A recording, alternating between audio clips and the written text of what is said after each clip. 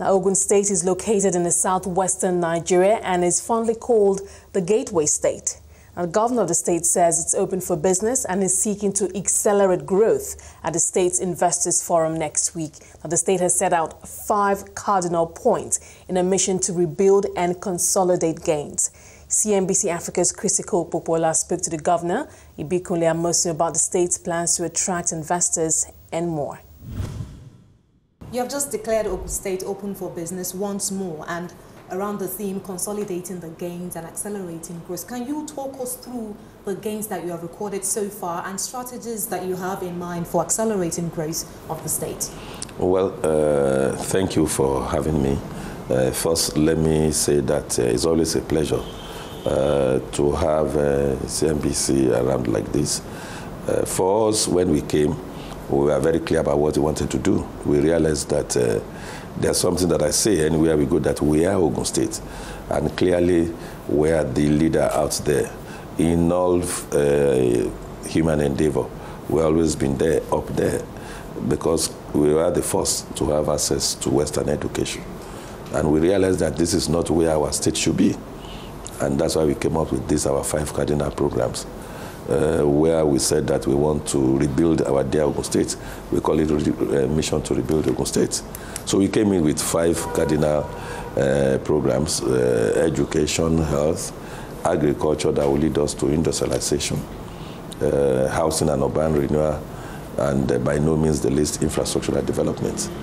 So when we came, the first one that I will let you know quickly is the fact that the World Bank rated Ogun State to be the 35th out of the 36 states in the ease of doing business. Indeed, we were just second to the last, so to say, in the rear. I mean, coming up, being a governor at that time, you know that if you don't have that confidence, you will somehow feel that, oh, the end has come.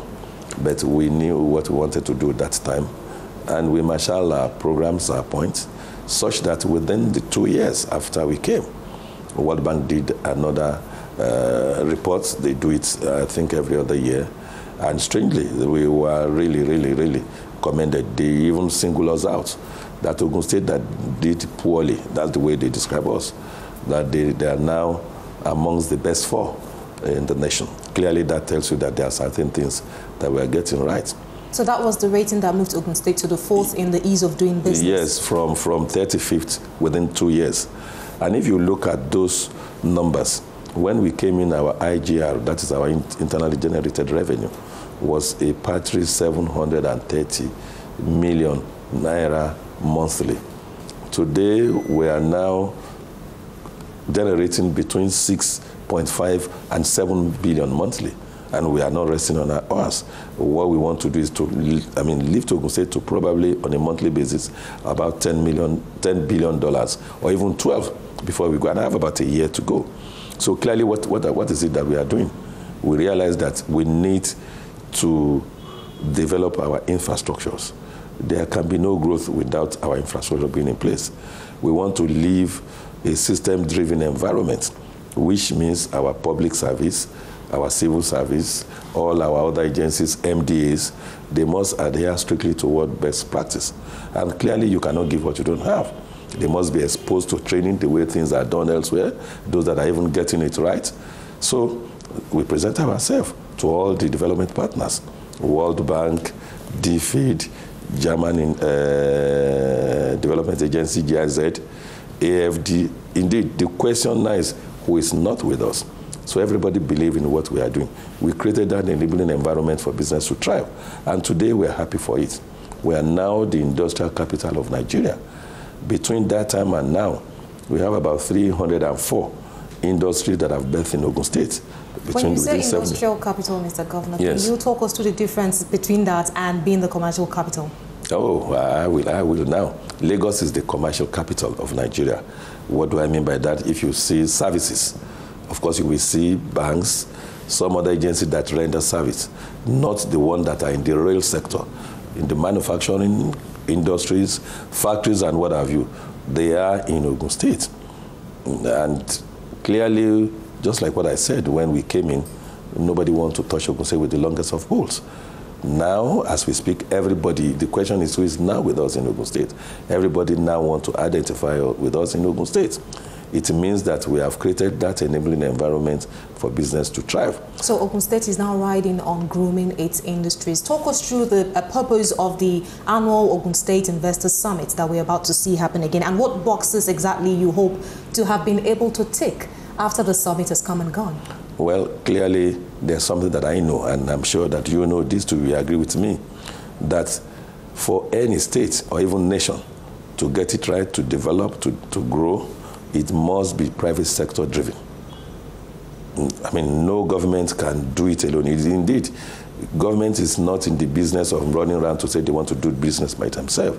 They just must create the enabling environment for business to thrive, which is what every day we are trying to do, the way we operate, maybe service rendering, I mean, the way we do our work, even in the area where we even award contracts, how is it done?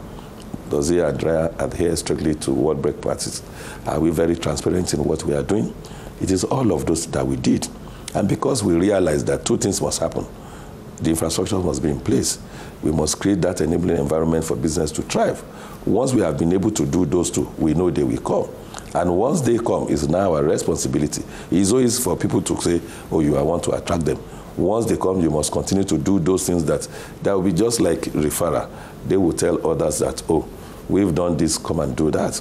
And by doing that, what are we seeking to achieve? It's to create wealth for our people, to make life more meaningful for them, to improve on their standard of living. And all of those areas where we said this is what we need to do, that once we anchor all these areas, this is who we are going to be. If we have achieved all of those, it will not be anything if we are now living in Ogun State and we are not sure or reassured of the fact that, oh, we are now living what I call a system-driven environment, that now more businesses will come. Everybody will now know that, oh, we want this thing done in Ogun State. Oh, in the area of agriculture, go to Ogun State, this is what is happening. Just, I think it was just last year, late last year, the Commonwealth Group, I think, institutes some kind of report that they should conduct for them. PwC was asked to do the report. I didn't even know, they didn't tell anybody. It was when the report was out that they came to say that 75 of all the FDIs, foreign direct investments, that came to Nigeria in the area of manufacturing, 75% of it was in Ogun State, was attracted to Ogun State. Even they came themselves to present that report to me before presenting it to them in Abuja. So what are we seeking to achieve now? That all of those gains that we have achieved, we are consolidating on them, and we now want to tell whoever is coming that this is where we are, you must not drop the ball. These are things that must be in place. In the area of whatever we do, our schools, now in the last result that was, we call it NECO results, it's one of those. We have WAEC, we have NECO. Ogun State came first with I think about 94% or so. The state that came second was probably distant second, 80-something. So clearly it tells you that there are certain things that we are doing. So consolidating gains for you, Mr. Governor, yes. is about improving on what you have done in terms of infrastructure, creating enabling environments, yes. all on the road to creating more wealth for the citizens. Now, yes. It bothers me when we focus on trying to attract investments, which is what all states would say they are doing in terms of trying to boost the IGR. But what worries you when you think about the fact that there are macroeconomic conditionalities that Ogun State may not be able to influence? How do you plan to make these investors not only come, but stay and brave the odds?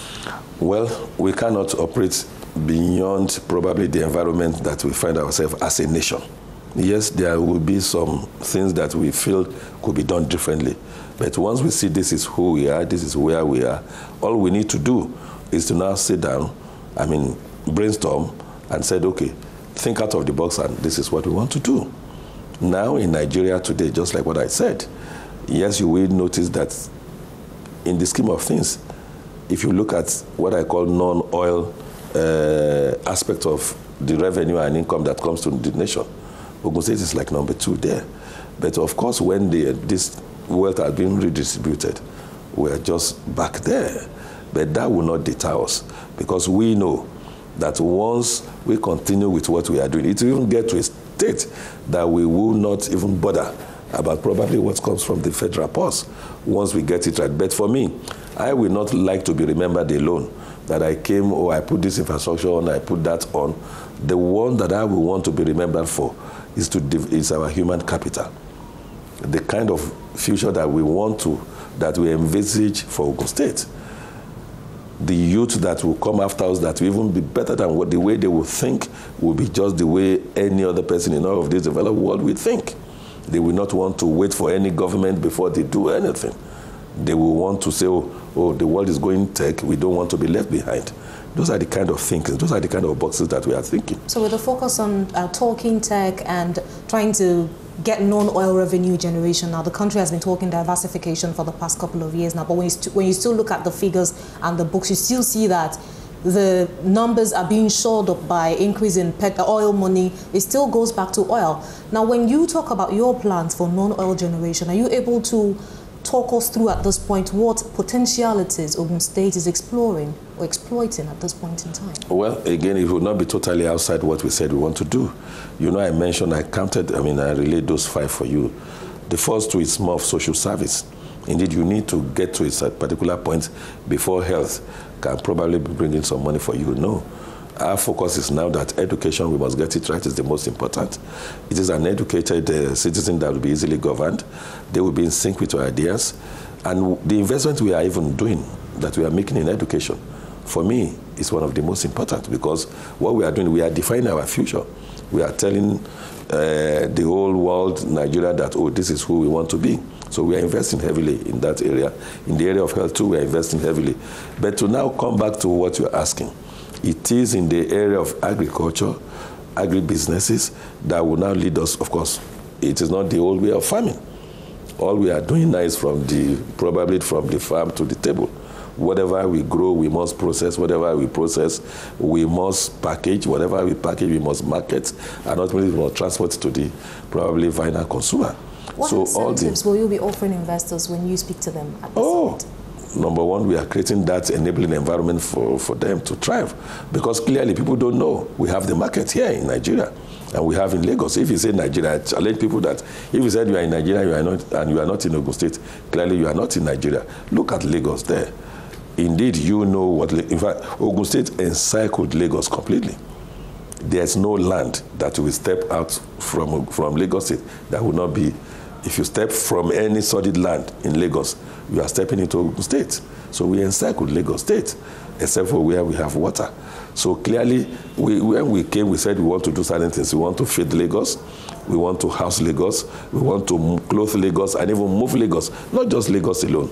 If you are in Ogun State, you have captured the entire West African sub-region. From Republic of Benin to Togo, to Ghana, to Cote d'Ivoire, like that to Senegal, Mauritius. So if you are in Ogun State, that's why Ogun State is called the gateway. So we will tell any will-be investors, you have a ready market waiting for you. You have ready workforce waiting for you. We have a very conducive environment waiting for you. And what else do you need? Money is not sentimental. That was Ibikunle Amosun, Governor of Ogun State.